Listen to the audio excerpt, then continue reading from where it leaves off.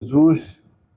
E aqui no Evangelho de João, esse momento vai até o final do capítulo 17, né?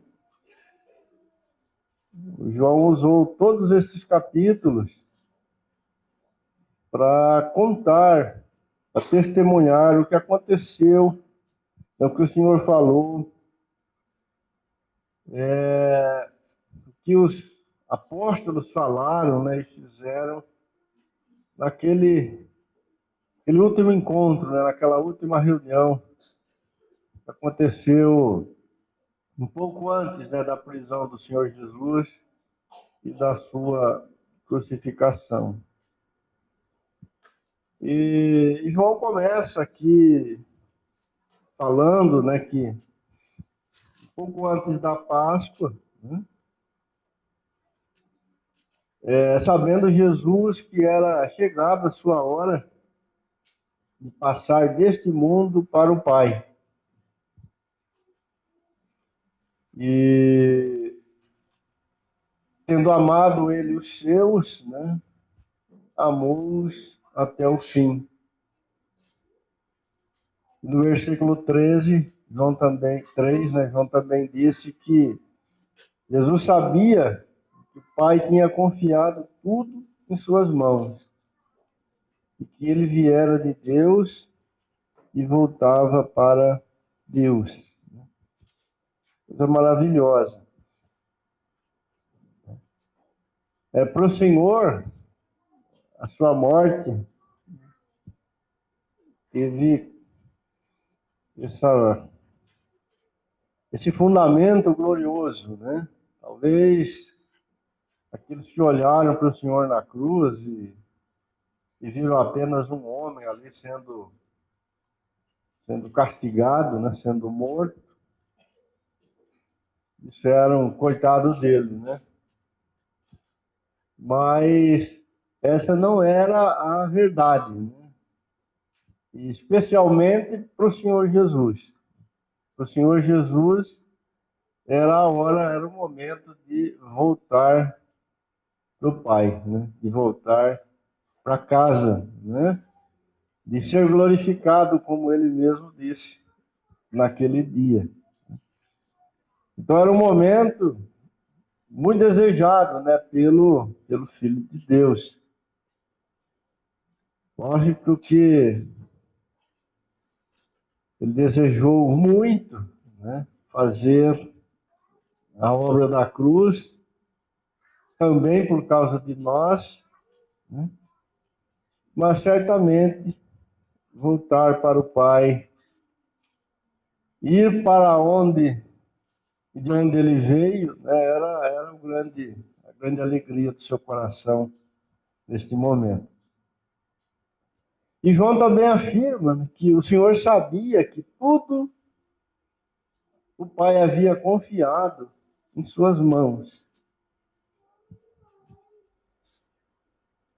Talvez João, e com certeza João, né, naquele dia, e os demais apóstolos não tinham ciência disso, né? E nem a experiência desse fato maravilhoso, que tudo estava nas mãos do Filho de Deus. Mas o Senhor sabia, né, que todas as coisas estavam confiadas a Ele. E graças a Deus por isso, irmão. Graças a Deus por isso. E o Senhor vai, neste dia, né, selar a nova aliança com o seu povo, e uma aliança eterna, né, uma aliança que foi fundamentada no seu próprio sangue, que trouxe para os seus amados uma certeza absoluta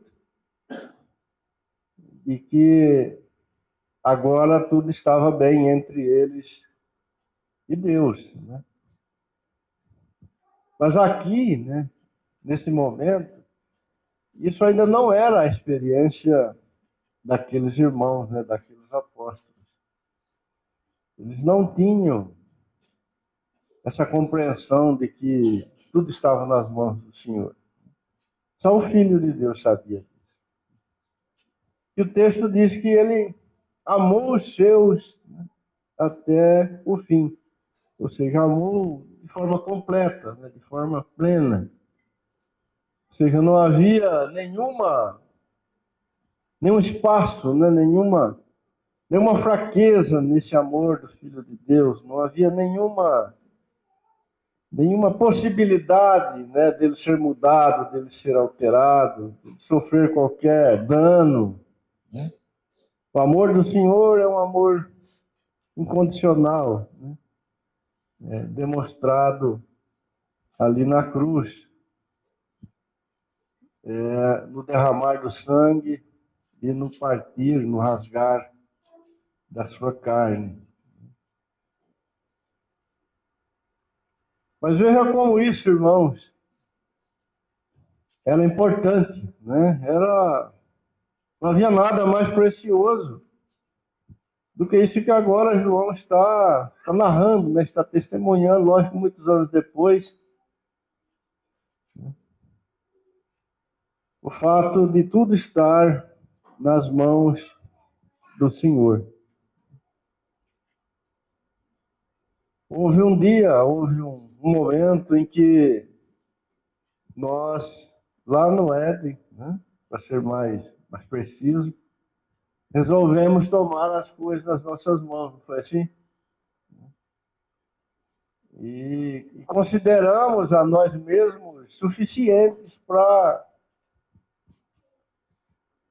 conduzir, né, a nossa história como homens de forma maravilhosa, né? Ou seja, muito melhor do que o próprio Criador.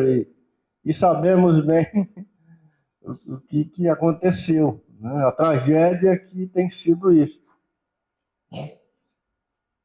E uma das coisas que João experimentou de imediato, né, quando ele escolheu, né, ser o seu próprio Deus, ou tomar as coisas em suas mãos, foi muito medo.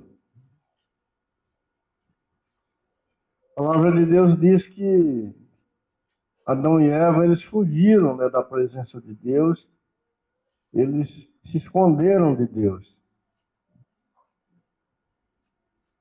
Mas o homem não teve medo só ali naquele momento, por estar diante e na presença do Deus Santo, mas o medo passou a fazer parte, né, de seus corações. Aliás, um dos componentes principais, digamos assim, na constituição do ser humano é o medo, né? O ser humano, ele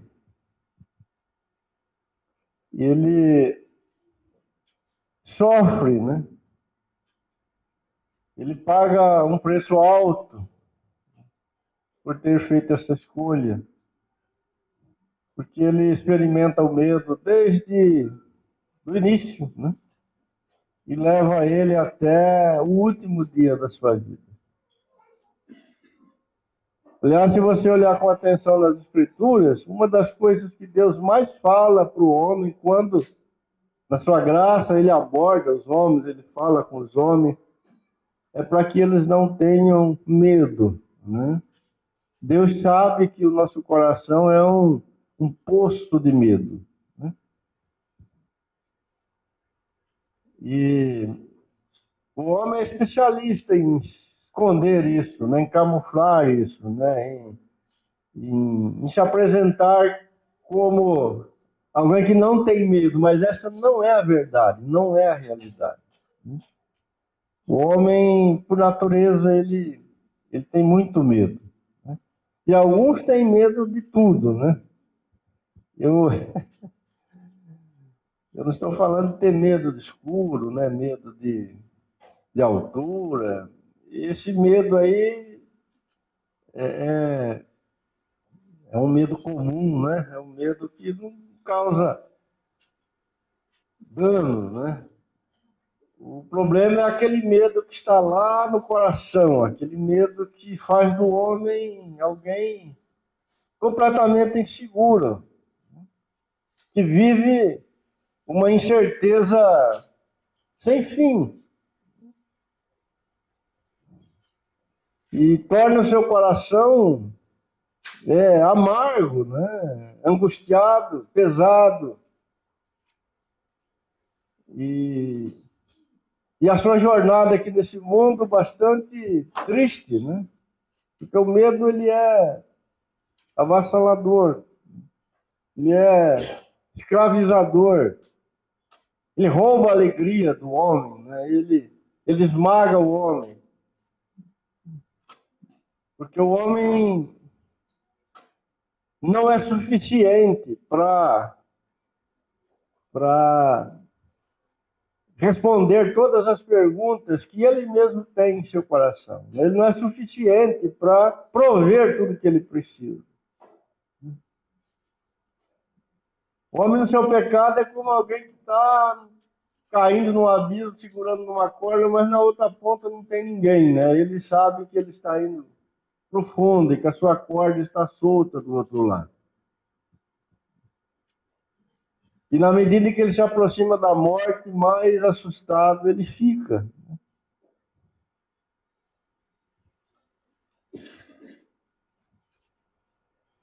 Mas o Senhor Jesus, ele mudou isso. A salvação que ele conquistou para nós altera isso radicalmente. João disse que o Filho de Deus recebeu do Pai todas as coisas em suas mãos.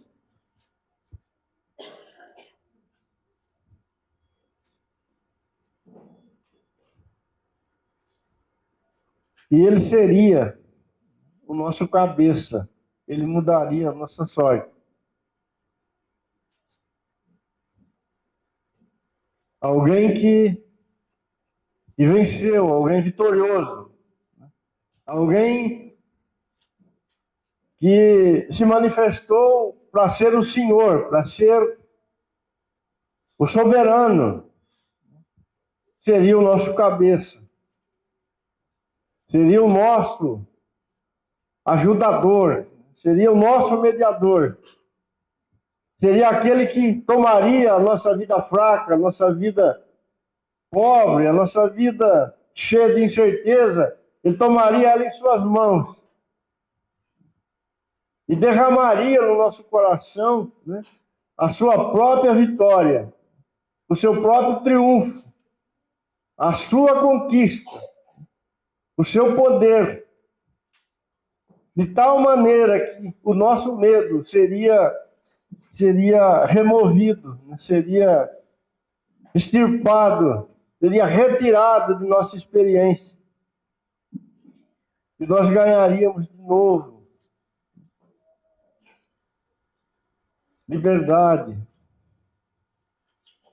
Ou a liberdade seria, se quisermos ser mais precisos, né, experimentada por nós, de fato. Porque como escravo do pecado, nunca tivemos outra experiência senão o medo como Senhor de nossas vidas. Veja que Judas está ali. O cenário é horrível, né? O contexto é muito complicado. Não é por acaso que João coloca, né, Judas aqui. Né? O traidor estava ali no calcanhar de Jesus. A cruz estava pronta, tudo estava preparado, né? Mas o Filho de Deus sabia que tudo estava em suas mãos. E que ele era o vitorioso Senhor, o Rei da Glória, que dentro de algumas horas iria gritar no Calvário: tudo está consumado.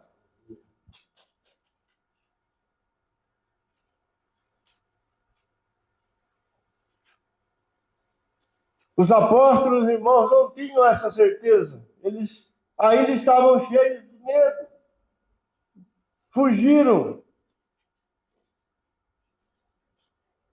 Ficaram desesperados. Pedro negou o Senhor. O Filho de Deus morreu sozinho.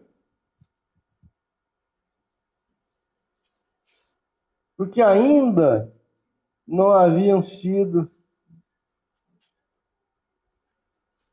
cheios da vitória do Filho de Deus. Mas seriam, como de fato foram, e também puderam desfrutar, né, da vitória do Senhor Jesus. No capítulo 14, queria que você fosse um pouquinho para frente. Jesus vai falar várias coisas para os apóstolos, né? Naquele momento, relacionada com essa questão do medo. Capítulo 14, verso 1. Não se turbe o vosso coração. Credes em Deus, credes também em mim. Na casa de meu pai há muitas moradas. Se assim não for, eu vou teria dito. Pois vou preparar-vos lugar. E quando eu for e vos preparar lugar, voltarei e vos receberei para mim mesmo, para que onde eu estou, estejais vós também. Glória a Deus. Versículo 12. Em verdade vos digo, que aquele que crê em mim, fará também as obras que eu faço, e outras maiores fará, porque eu vou para junto do Pai. E tudo quanto pedirdes em meu nome, isso farei, a fim de que o Pai seja glorificado no Filho. Se me pedirdes alguma coisa em meu nome, eu farei. Palavras poderosas, né? Que o Senhor derramou sobre aqueles nossos irmãos. Chegou o tempo, chegou a hora do medo dar lugar à confiança no Filho de Deus. Não tínhamos em quem confiar, porque estávamos sem Cristo, separados de Deus no mundo, e separados de Deus, né, e sem esperança no mundo, como disse o apóstolo Paulo. Mas agora não estamos mais separados de Deus, se estamos em Cristo. E se estamos em Cristo, agora nós temos esperança. E qual a grande esperança que temos? Que estaremos com o Senhor para sempre. E que Ele preparou para nós um lugar. E nós sabemos que esse lugar é Ele próprio. Não estamos mais sozinhos. Porque agora temos o nome do Senhor Jesus, através do qual podemos orar ao nosso Pai. Podemos clamar por seu socorro. Podemos contar com a sua mão poderosa, capaz de agir em nosso favor em toda e qualquer situação. No versículo 16, e eu rogarei ao Pai, e Ele vos dará outro Consolador, a fim de que esteja para sempre convosco. O Senhor disse aos seus apóstolos, vocês não vão ficar sozinhos. Nunca mais. Nunca mais. Não fomos criados, irmãos, para vivermos sozinhos. Nós fomos criados para a glória de Deus. A nossa existência, ela só tem significado na presença de Deus, nesta comunhão bendita com o nosso Criador. E o Senhor disse aos seus discípulos naquele momento, né? Eu rogarei ao Pai, e Ele vos dará outro Consolador, a fim de que esteja para sempre convosco. Como deve ter sido desesperador para Adão e Eva serem expulsos, tirados da presença de Deus, ali no Éden. Mas mais do que aquela separação física, né, nós sabemos quão desesperador é, na condição de pecador, vivemos separados do nosso Deus. Sem o desfrute da sua comunhão, da sua presença.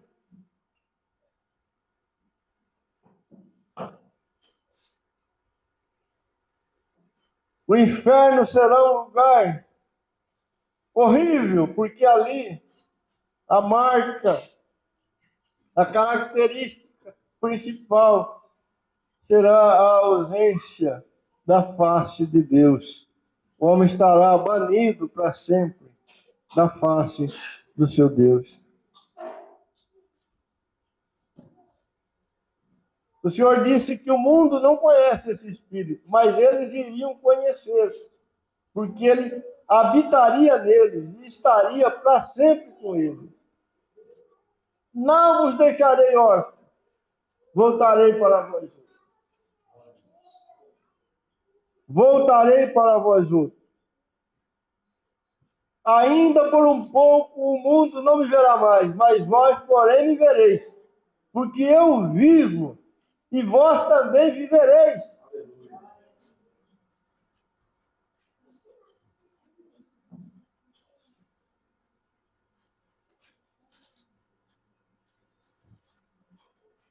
Irmãos, essas palavras de vida eterna,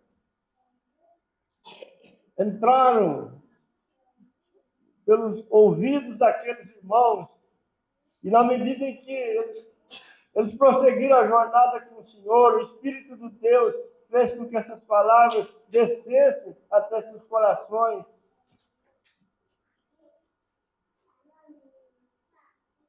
Palavras que apontavam para uma realidade completamente ignorada por eles até aquele momento. O que eles conheciam era o nascer e viver alguns anos e depois a morte, o pó, a fraqueza, a decepção, porque tudo acaba, tudo termina, tudo fracassa. Mas agora estão ouvindo do Filho de Deus. Vocês vão viver, porque eu vivo.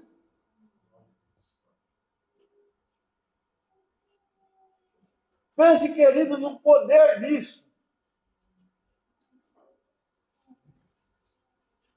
Posteriormente, eles vão ver o Senhor ressuscitado. Tomé vai tocar no Filho de Deus. Eles vão comer com a própria ressurreição.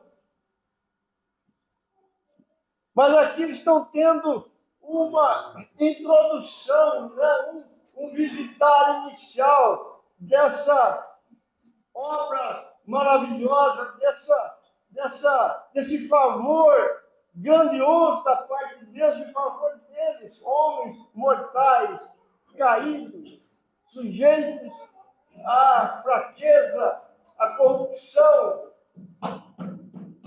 Eu vivo e vocês também vão viver.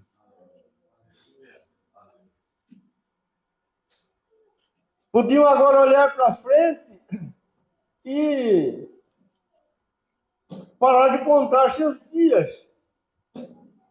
Você ainda conta seus dias? Faz conta? Estou com 30, estou com 50, estou com 60. cada aniversário vai tirando um ano, você faz isso? Enquanto você fizer isso, você tem medo. Pare de fazer isso. Olhe para a palavra do Senhor Jesus. Eu vivo e vocês também viverão.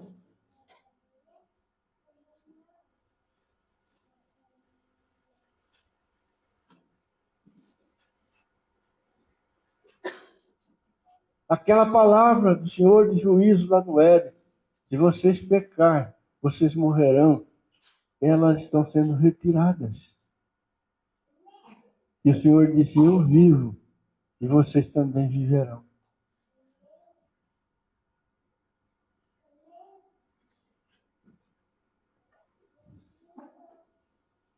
Capítulo 15, irmãos.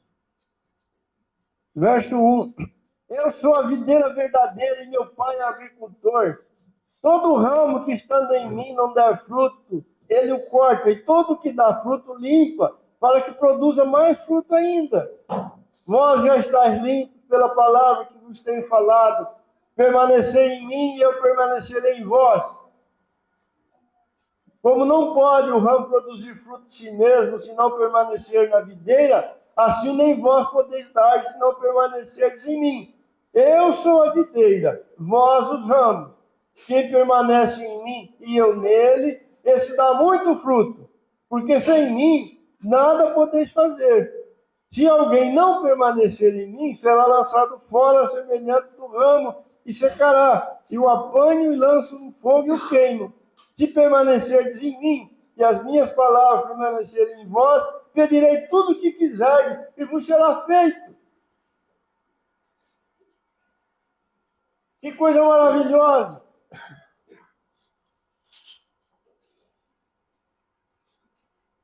Homens cansados, homens que haviam lutado anos, tentando de alguma forma agradar a Deus, fazer a vontade de Deus, dar frutos para Deus, mas o que tinham colhido até então, se não o fracasso, se não a incapacidade de alcançar isso, mas agora está ali o Filho de Deus dizendo, eu sou a videira verdadeira e vocês são os ramos. E em mim vocês vão dar fruto. Não serão mais candidatos ao fogo, à destruição, à perdição, à inutilidade. Não, vocês serão para a glória de Deus, como diz o verso 8. E nisto é glorificado meu Pai, que dê muitos frutos.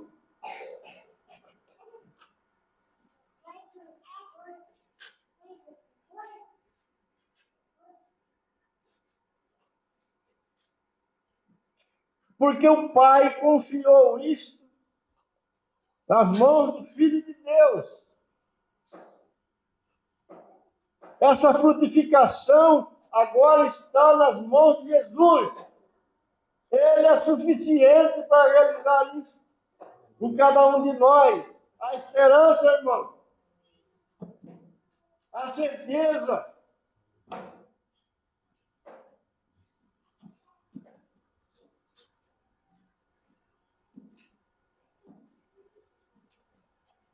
Pedro, quando disse, deixa comigo, que eu morro por ti, Senhor, ele chorou amargamente. Mas quando ele se rendeu a Cristo, o Senhor, aquele que tinha todas as coisas em suas mãos, o Senhor fez dele um pescador de homens.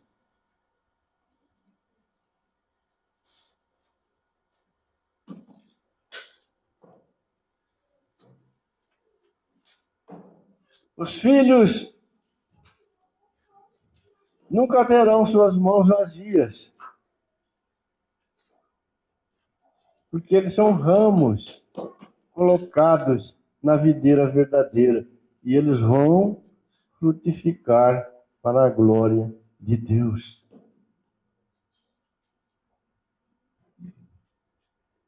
Capítulo 16, verso 7.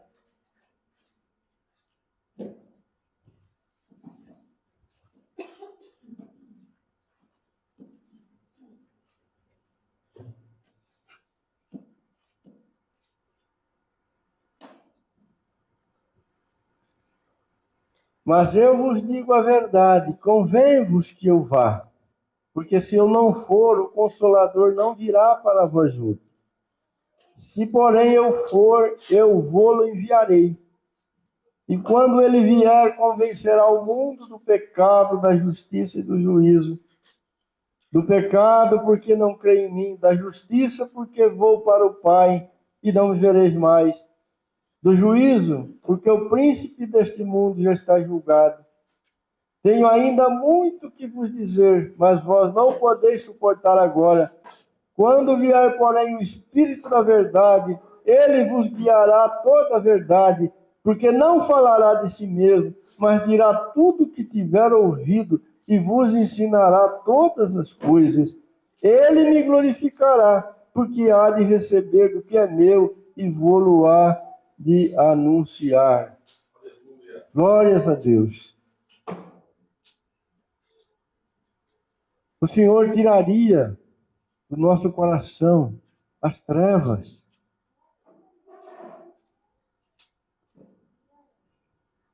O Senhor disse ser e é a luz do mundo. E a ignorância, como disse o apóstolo Paulo, que foi posta no nosso coração como quem cobre uma lâmpada com um véu, com um manto, seria retirada. E nós ganharíamos olhos para ver a Deus na face de Jesus Cristo. O Espírito de Deus convenceria o mundo e, consequentemente, cada filho de Deus acerca do pecado, da justiça e do juízo. E ele fez isso, amados. Um grande milagre o Senhor realizou no coração de cada um que ele salvou até hoje. E continua realizando esse milagre no coração de cada um que ele salva no tempo presente. Porque todas as coisas foram confiadas em suas mãos. Versículo 25. Estas coisas vos tenho dito por meio de figuras.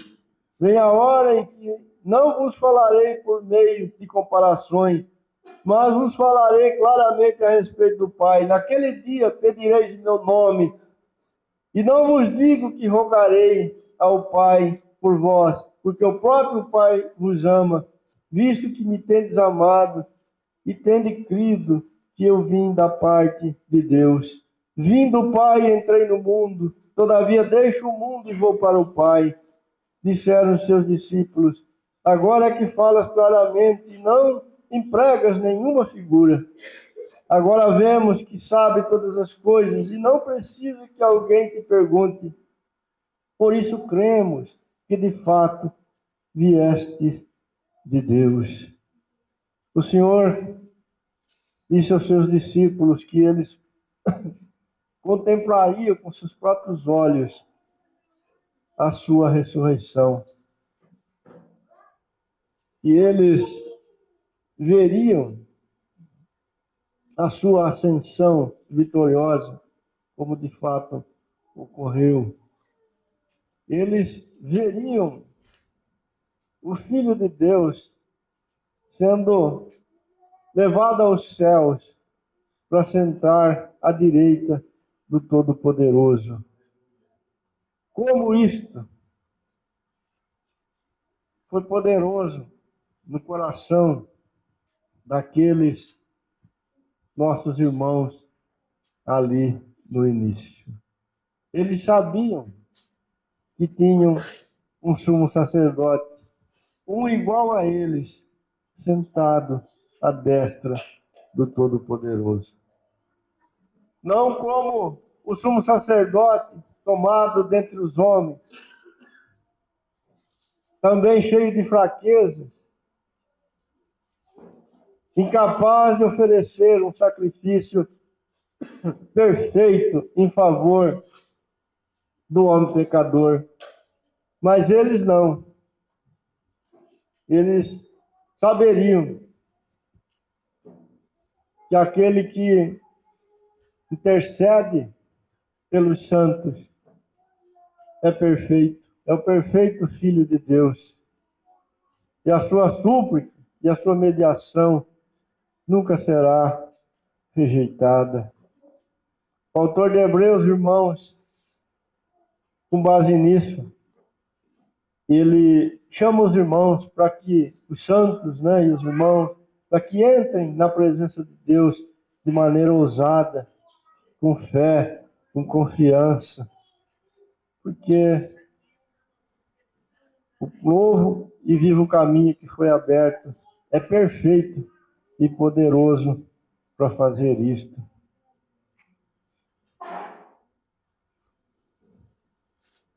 E finalizando, capítulo 17, verso 1. Tendo Jesus falado estas coisas,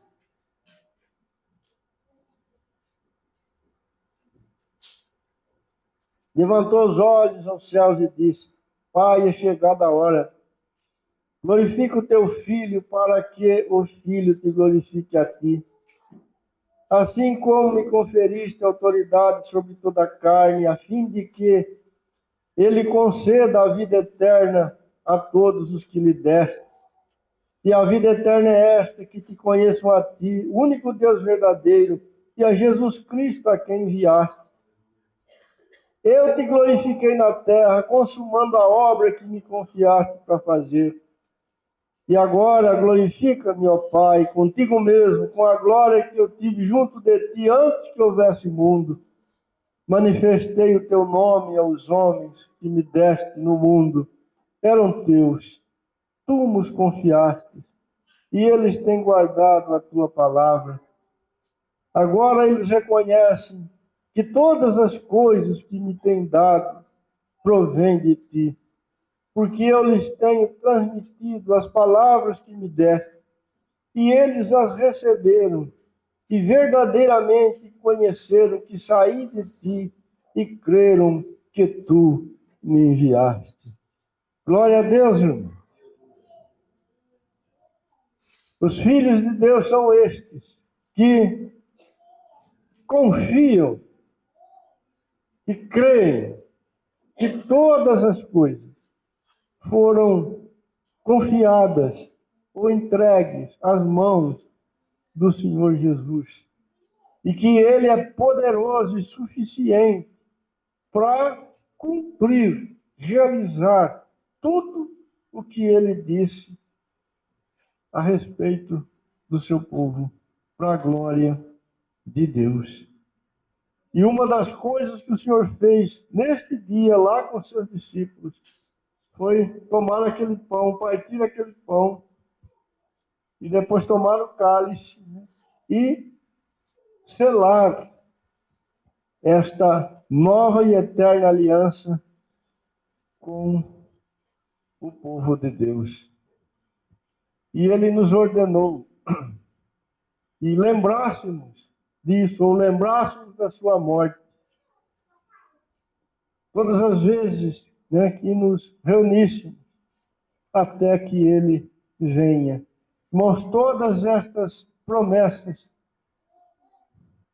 todas esses benefícios que o Filho de Deus conquistou por nós, ali no Calvário, eles estão operantes, vivos,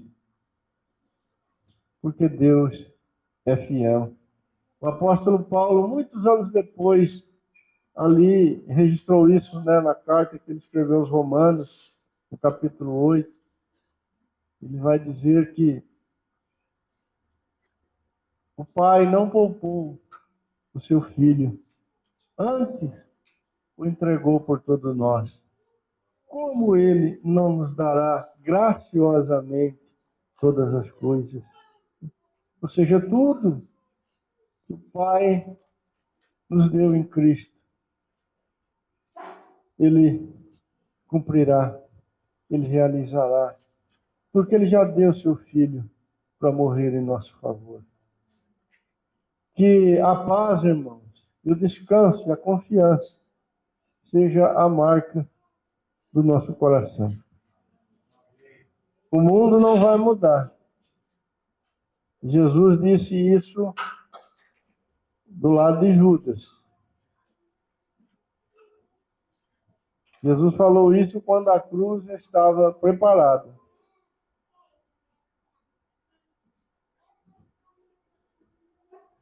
Mas nenhuma destas coisas poderá nos separar do amor de Deus que está em Cristo Jesus. Amém.